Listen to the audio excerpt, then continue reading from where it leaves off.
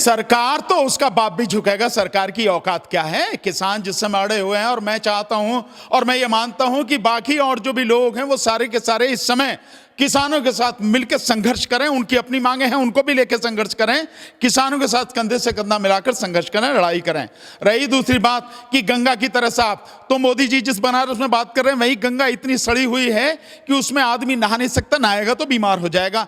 ये स्थिति है। वैज्ञानिक तरीके से आप देखें वो सारी चीज, गंगा जितनी पहले गंदी थी अब उससे भी ज्यादा गंदी हो गई है। तो ऐसी गंगा, मतलब इस तरह की गंगा की तरह साफ ये कानून है, बिल्कुल उसी गंगा की तरह गंदा कर दिया गया है ये जो कानून है। और कभी भी किसी मामले को रफा दफा करना हो, किसी मामले को पोस्टपोन करना हो, तो उसके लिए एक तरीका है कि एक समिति गठित कर दीजिए। बहुत सिंपल, सरकार का तरीका अब से नहीं, बहुत पहले से रहा है। चाहे ये सरकार रही हो चाहे कोई सरकार रही हो, कमेटी गठित करना ही बस मामले को रफा दफा करना। और किसान इस बात को समझ रहे हैं, क्योंकि उन्हें मालूम है, आज से नहीं कब से देखने लगातार कि यही सारी चीजें होती हैं और उसके बाद मामला सब खत्म हो जाता है। और इसमें कमेटी का मतलब भी नहीं है। उनकी दो डिमांड है, आप पूरी कीजिए, खत्म कीजिए। और दूसरा एक प्रैक्टिकल वो जो चीज है आप उसको भी देखिए। नंबर एक, जब कमेटी की जरूरत ही नहीं है तो कमेटी गठित क्यों की जाए? सरकार ये बात क्यों कर रही है? इसलिए क्योंकि सरकार इस मामले को सुलझाना नहीं चाहती, इस मामले को खत्म नहीं करना चाहती। जिन उद्योगपतियों के तलवे चाट रही है सरकार, किसी भी तरह से उनकी गुलामी छोड़ना नहीं चाहती है। किसान मरता हो तो मर जाए। अभी का जो सबसे बड़ा खबर सर ये है कि जो किसानों से जो बातचीत करने के लिए जो बैठक बुलाई गई है, उसमें एक प्रस्ताव रखा गया है सरकार की तरफ से कि किन्हीं 5 लोगों के संगठन के आदमी के नाम दे दीजिए, जिससे एक बना दिया जाए, एक संगठन बना दिया जाए। जिसको देखते हुए जो सर किसान है उन्होंने ठुकरा दिया है उसको कि हम इस तरीके का कोई प्रस्ताव नहीं चाहते हैं और पूर्ण तरीके से जो ये बिल लाया गया है उसको वापस कर दिया जाए, इसमें कोई संशोधन भी नहीं चाहते हैं। क्या देखते हैं सर, आपको इसमें आगे क्या लड़ाई लड़ने वाली है? बधाई देना चाहता हूं मेरे किसान भाइयों को, इस देश के अन्नदाता को, जिन्होंने जो सरकार का जो मूर्खतापूर्ण जो प्रस्ताव है उसको ठुकरा दिया। बहुत अच्छा किया। ये कमेटी बनाने का और ये प्रस्ताव इस तरह के देने का कोई मतलब ही नहीं है। बात बहुत सीधी सी है और आमने सामने की सीधी बात है। इसमें कोई इधर उधर करने की जरूरत क्या है? सरकार क्यों ये सब करना चाहती है? क्यों ये नौटंकी कर रही है? सरकार को चाहिए कि किसानों की बहुत सिंपल सी 2 मांगे हैं जिनको वो कह रहे हैं। हालांकि मेरे विचार से अगर पूछा जाए तो मेरे विचार से कुछ और मांगे भी साथ होनी चाहिए, जिसे मैं बताऊंगा अभी आपको। लेकिन किसानों की जो 2 मांगे हैं वो एक, तीनों जो किसान बिल आप लाए हैं जिन्हें कहती है सरकार के किसानों के भलाई के लिए है, उन्हें वापस किया जाए तत्काल। एक तो ये मांग है किसानों की, तो तीनों बिलों को वापस किया जाए। जो भी जिन में संशोधन किए गए, जो बिल बनाए गए, इनको खत्म किया जाए, कानूनों को। एक बात। दूसरा उनका यह है कि एमएसपी के लिए कानून बनाया जाए। बहुत सिंपल सी बात है।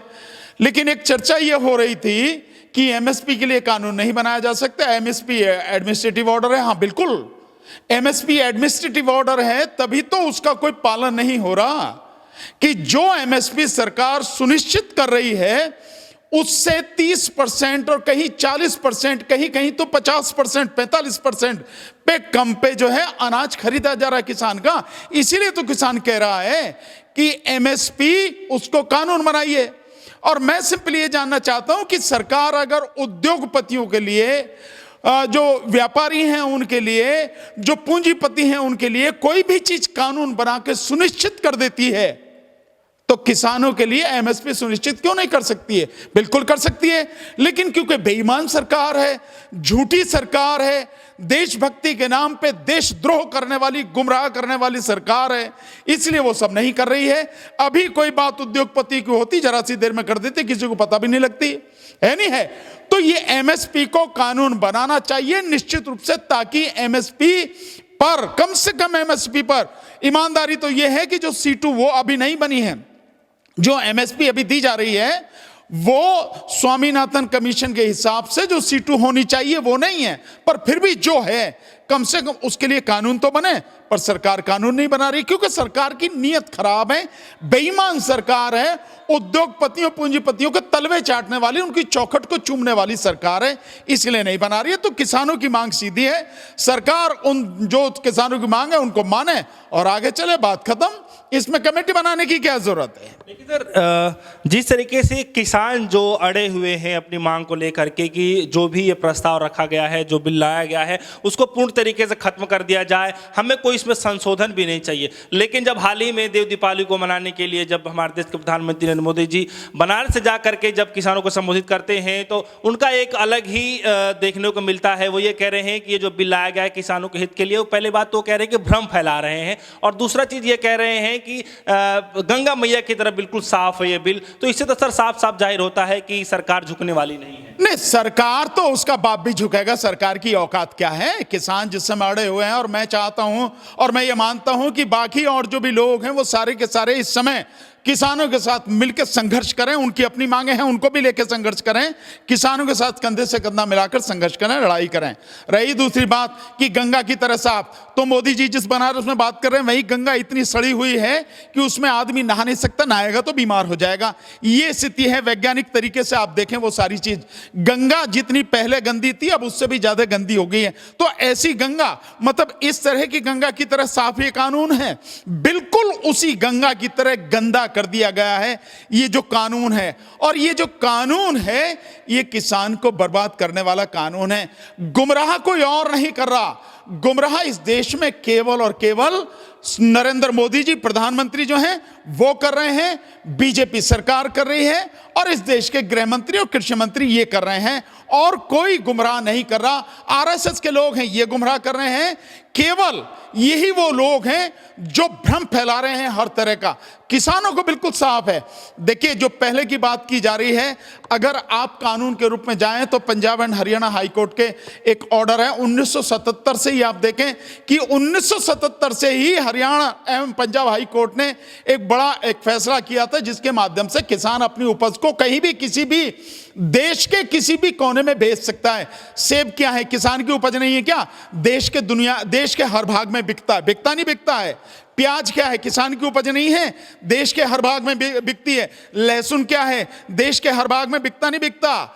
जो रागी है वो क्या है, देश के हर भाग में बिकती नहीं बिकती। जौ क्या है, हर भाग में बिकता नहीं बिकता। जौ है, जई है, बाजरा है, मक्का है, धान है। कौन सी ऐसी फसल है जो किसान इस कानून से पहले देश के किसी भाग में नहीं बेच सकता था? हर भाग में बेच सकता था, आज भी बेच रहा है। ये 1977 की पंजाब एंड हरियाणा हाईकोर्ट का फैसला है, वो उसका गवर्नमेंट का फैसला है। 76 का तो पंजाब एंड हरियाणा हाईकोर्ट का फैसला है। 1977 में जब सरकार आई थी, जनता पार्टी की सरकार, उस समय का ये सारा सब फैसला है सरकार का। तो ये जो मोदी जी भ्रम फैला रहे हैं कि इससे पहले नहीं बेच सकता था, वो सारा का सारा इस देश के किसानों को गुमराह करने और जिन उद्योगपतियों के लिए ये कानून लाया गया है उनकी जी हुजूरी करने के लिए, और उनकी जो है उनके प्रति जो उनकी श्रद्धा है उसको पूरा करने के लिए है। गुमराह मोदी जी कर रहे हैं और कोई गुमराह नहीं कर रहा है। दूसरी बात यह है, बहुत ईमानदारी की बात है, यह कानून लाने से पहले आपको एक बहुत सुनिश्चित करना चाहिए था, चाहे आपका एडमिनिस्ट्रेटिव ऑर्डर ही था, लेकिन आपको यह सुनिश्चित करना चाहिए था कि जो एमएसपी 23 फसलों पर आप कह रहे हैं आप उससे तो दिलवाएंगे, वरना आपके इन आदेशों का मतलब क्या है? इसका मतलब यह है कि आप लोगों को मूर्ख बनाने के लिए सिर्फ एमएसपी निश्चित कर रहे हैं। अगर आप एमएसपी दिलवा ही नहीं सकते हैं तो फिर काहे के लिए आप कर रहे हैं, किसके लिए? और दूसरा यह है, आप भावांतर के लिए कि माना एक प्राइवेट जो खरीदने वाला है उसने जो है 1800 की फसल, जो एमएसपी माना 1800 है, वो फसल खरीद ली 1200 पे, 600 रुपए का जो भावांतर है उसे सरकार को देना चाहिए, वो सरकार दे नहीं रही। तो कर क्या रही है सरकार? सरकार केवल और केवल भ्रम फैला रही है। और अफसोस की बात यह है कि रात दिन झूठ बोलने वाले प्रधानमंत्री, उनको अभी भी इतनी शर्म नहीं है कि कम से कम अब तो झूठ बोलना बंद करें। वहां गए बनारस में तो केवल किसानों का राग गा रहे हैं, इसलिए टांगे इतनी हिली हुई हैं इनकी। ये हालत है इनकी प्रधानमंत्री की और बीजेपी सरकार की। तो जो किसानों की मांग है सीधे सीधे आप उनकी मांग मानिए और किस्सा खत्म कीजिए। क्या जरूरत है कहीं ये सारी चीजें करने की? भानुजी, कभी की सबसे बड़ी खबर ये आ रही है कि जो प्रस्ताव के लिए जो टीम गठित किया जा रहा था कि किसान यूनियन एक बना दिया जाएगा जिसमें 5 मेंबर होंगे किसान की तरफ से और सरकार के भी कुछ लोग होंगे उसके अंदर, किसानों ने ठुकरा दिया है। अब ये बताते हुए कह रहे हैं कि किसानों के लिए जो ये ऑफर लाया गया है, किसान वहां बैठ करके कह रहे हैं कि जो आप लोग हमें ऑफर दे रहे हैं हमें ऑफर की जरूरत नहीं है और ये समय नहीं है कि आप इस समय ऐसी कमेटी का गठित कीजिए, हमें ऐसा जरूरत नहीं है। तो जो काम के लिए हम आए उस काम पे बात कीजिए। कैसे देख रहे हैं, कोई किसान टिके पड़े हैं अभी तक? देखिए, एक चीज सुनिए, इस देश में कभी भी किसी मामले को रफा दफा करना हो, किसी मामले को पोस्टपोन करना हो, तो उसके लिए एक तरीका है कि एक समिति गठित कर दीजिए। बहुत सिंपल, सरकार का तरीका अब से नहीं, बहुत पहले से रहा है। चाहे ये सरकार रही हो चाहे कोई सरकार रही हो, कमेटी गठित करना ही बस मामले को रफा दफा करना।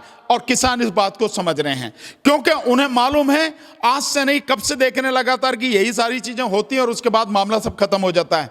और इसमें कमेटी का मतलब भी नहीं है। उनकी 2 डिमांड है, आप पूरी कीजिए, खत्म कीजिए। और दूसरा एक प्रैक्टिकल वो जो चीज है आप उसको भी देखिए। नंबर 1, जब कमेटी की जरूरत ही नहीं है तो कमेटी गठित क्यों की जाए? सरकार ये बात क्यों कर रही है? इसलिए क्योंकि सरकार इस मामले को सुलझाना नहीं चाहती, इस मामले को खत्म नहीं करना चाहती। जिन उद्योगपतियों के तलवे चाट रही है सरकार, किसी भी तरह से उनकी गुलामी छोड़ना नहीं चाहती है। किसान मरता हो तो मर जाए। और दूसरी एक चीज और यह है कि किसानों के 500 संगठन हैं, उन 500 संगठनों में से 5 लोगों को चुनने का कोई मतलब ही नहीं है। दूसरी बात यह है कि वो तो एक अलग की बात है, इस कमेटी का कोई भी या गवर्नमेंट के किसी प्रस्ताव का कोई मतलब नहीं। सीधा प्रस्ताव, आप कानून 3 जो बनाए आपने उनको खत्म करो और एमएसपी के लिए कानून बनाओ, बात खत्म हो गई। लेकिन सर मोदी जी हैं वो ये कह रहे हैं कि हमारा जो ध्यान है वो देश की विरासत बचाने के लिए है, तो इसलिए हम इस तरह का काम कर रहे हैं। देश की विरासत नहीं, मोदी जी का केवल एक एजेंडा है, इस देश की विरासत को केवल और केवल जो उनके जो यार हैं पूंजीपति उनके हवाले थम दो और इस देश की विरासत को पूरी तरह से तबाह कर दो। यही मोदी जी का एजेंडा है, इसके अलावा कोई उनका एजेंडा नहीं है। एक काम नहीं, जब से मोदी जी आए हैं तब से आप उनके सारे काम एक एक करके सारे उठा लीजिए। जिस आदमी ने लाल किला बेच दिया, जिस आदमी ने रेलवे बेच दिया, जिस आदमी ने बंदरगाह बेच दिए, जो आदमी बीएसएनएल को तबाह जितने कर दिया, सार्वजनिक क्षेत्र के सारे उपक्रम जिनको तबाह कर दिया सिर्फ अपने यारों को देने के लिए, वो आदमी किसकी पूंजी बचा रहा है? कौन सी संस्कृति बचा रहा है? कौन सी विरासत बचा रहा है? जितनी इस देश की साझी विरासत थी, जितनी इस देश की सामाजिक विरासत थी, जितनी इस देश की लोगों को आगे ले जाने के लिए उनको रोजगार देने के लिए कुछ भी नहीं किया इसके अलावा। इसलिए मोदी जी का ये कहना ये बिल्कुल सरासर गलत है, झूठ है और देश के लोगों के साथ में बेईमानी है, धोखा है, इसके अलावा कुछ नहीं है। कोई विरासत नहीं बचा रहे, वो विरासत को बर्बाद कर रहे हैं। विरासत को बचाने का तो यह है कि जब देश का किसान, जो देश का अन्नदाता है, तुमने उसी को तबाह कर दिया अपने चंद उद्योगपति यारों के लिए। जो आपके चंद उद्योगपति यार हैं, जिनकी चौखट को आप चूमते हो, जिनकी ड्योढ़ी को आप सलाम करते हो, जिनकी गुलामी कर रहे हो आप, उनके लिए आपने किसान को तबाह कर दिया, उनके लिए आपने मजदूरों को तबाह कर दिया, श्रमिक कानून खत्म कर दिए। अडानी की रेलवे चलाने के लिए जो 150 उसको रेल चलानी है, अडानी को जो दी गई है, उसकी रेल चलाने के लिए आपने आज तक रेल को रोका हुआ है कोरोना के नाम पर। ये स्थिति आपने कर दी है।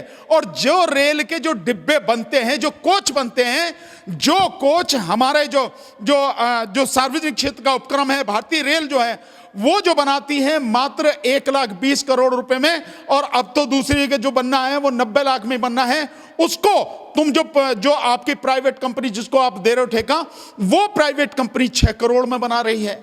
जो एक 60 करोड़ का आप जो एक चीज बना रहे हो रेलवे से जुड़ी हुई, वो रेलवे की जो 60 करोड़ की चीज है 6 करोड़ में बना के दे रही है हमारी जो रेलवे है, भारतीय रेलवे।